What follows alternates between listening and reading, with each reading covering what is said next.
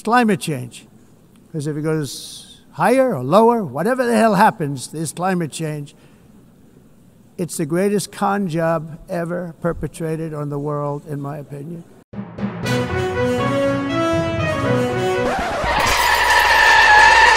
L'autisme causé par les vaccins, ou le paracétamol. Le réchauffement climatique, inventé ou exagéré pour nuire à l'économie. Les universités, coupables de radicalisme idéologique. On s'en doutait un petit peu quand on a vu qui Donald Trump nommait dans son gouvernement après son élection en novembre 2024. On avait même fait une vidéo sur le sujet. Mais depuis, les déclarations et les décisions anti-science sont allées bien plus loin que pendant son premier mandat. Ce n'est plus une petite musique anti-intellectuelle qu'on entend aux États-Unis, c'est carrément une fanfare. Oh, t'exagères pas un peu? À toi de voir. En quelques mois, tous les domaines où la science joue un rôle clé ont été attaqués par l'administration Trump. Elle a par exemple évoqué une réduction ou suspension du financement fédéral de grandes universités comme Harvard ou Columbia, accusées de corruption intellectuelle. C'est un précédent grave. Dans l'histoire américaine, les universités ont toujours bénéficié d'un consensus entre républicains et démocrates autour de leur rôle dans l'innovation. C'est un signal clair d'anti-intellectualisme institutionnel. On ne conteste plus seulement des résultats scientifiques, mais la légitimité même des institutions du savoir. Ok, mais à part les universités, qu'est-ce qui est touché?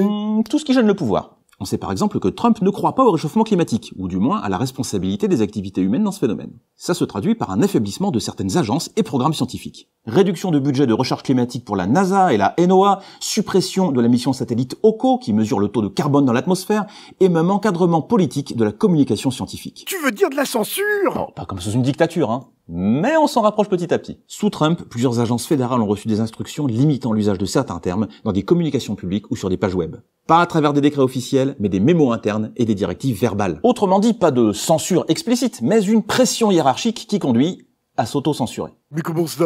Des pages éducatives du National Park Service, par exemple, ont été retirées ou réécrites sans mention du terme climate change. Et à la NOAA et la NASA, des fonctionnaires ont rapporté avoir reçu des instructions pour rester neutres sur la cause humaine du réchauffement. Tout ça traduit une volonté de contrôler la production de savoir pour limiter la diffusion des faits gênants. Mais ce n'est pas le seul moyen utilisé par l'administration Trump. Eh non, et c'est sans doute encore pire. Quand Robert Kennedy Jr., ministre de la Santé, dit que faire confiance aux experts n'est pas démocratique, que c'est totalitaire, il met sur le même plan les travaux des vrais scientifiques et les délires des complotistes. Pas étonnant puisqu'il s'est lui-même largement illustré dans le complotisme anti-vax. Bref, au nom de la liberté de s'informer soi-même, il jette ceux qui l'écoutent entre les mains de charlatans. Et contribue à miner la confiance du public dans les institutions sanitaires en jouant sur la méfiance des citoyens envers l'industrie pharmaceutique. Et t'as des exemples? Ah oui, fin septembre, Trump et lui ont accusé le paracétamol d'être à l'origine d'une épidémie d'autisme aux États-Unis. Alors soyons clairs, aucune étude sérieuse ne va dans ce sens, c'est de la pure désinformation. Mais comme ils ont promis à leur électorat de révéler les causes de l'autisme, faut bien trouver des boucs émissaires. Bref, on instrumentalise des doutes qui peuvent être légitimes pour discréditer tout le savoir spécialisé. Dans l'Amérique voulue par Trump, la science n'est plus une démarche neutre destinée à trouver la vérité, mais un outil de propagande au service du pouvoir. Et ça, c'est très inquiétant parce que ça commence à ressembler fortement à du lysenkisme. Du quoi? Du lysenkisme.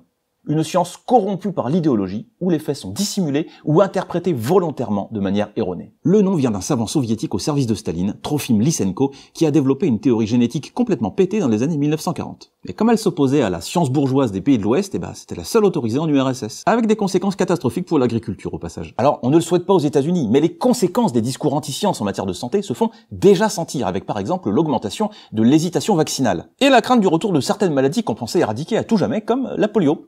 Et tout ça en quelques mois. Bah non, c'est beaucoup plus ancien que ça. Trump et Kennedy Jr. ne font que reprendre des discours qui n'ont cessé de gagner en puissance ces dernières décennies. Historiquement, il y a aux États-Unis un fort courant anti-intellectuel d'inspiration religieuse. Dans les années 1920, un prof avait été jugé pour avoir enseigné à ses élèves la théorie de l'évolution. Les universités étaient déjà ciblées dans les années 1950 avec la suspicion envers les élites cosmopolites, soupçonnées de communisme. Et depuis 20 ans, on assiste à la montée du déni climatique et des fake news vaccinales amplifiées par le phénomène des bulles d'information. Les algorithmes amplifiant les récits simples et émotionnels au détriment de la complexité scientifique. Mais pourquoi les gens ont plus confiance dans la science alors? Le rejet de la science a été entretenu, notamment par les industries du tabac et des énergies fossiles. Elles ont appris à fabriquer le doute, c'est-à-dire à faire croire qu'un débat existe là où le consensus est clair. Cette stratégie a introduit de la confusion dans la société, beaucoup de gens ne sachant plus à qui faire confiance et se repliant du coup sur leurs croyances personnelles. Contredire le consensus scientifique est devenu un acte partisan, un moyen de se payer la gauche et les élites intellectuelles. Bref, il y a un public, et c'est là que Trump, en bon populiste opportuniste, a trouvé sa base électorale. Si je résume, les États-Unis vivent un moment où le pouvoir instrumentalise la méfiance envers la science pour des raisons politiques ou économiques. Des figures comme RFK Jr. donnent une vitrine intellectuelle à ce rejet sous couvert de liberté de penser. Et la culture populaire glisse vers le confusionnisme, la notion de vérité devenant de plus en plus subjective dans l'esprit des gens. Alors est-ce que ce positionnement va aider Trump et ses amis à conserver le pouvoir? Pas sûr, mais il faudra peut-être longtemps pour réparer les dégâts causés par leur discours. Voilà, c'est la fin de cette émission, n'hésitez pas à donner votre avis en commentaire, l'algo vous remercie, et moi je vous dis à très bientôt pour un nouveau numéro de Guerre à l'Orphéix.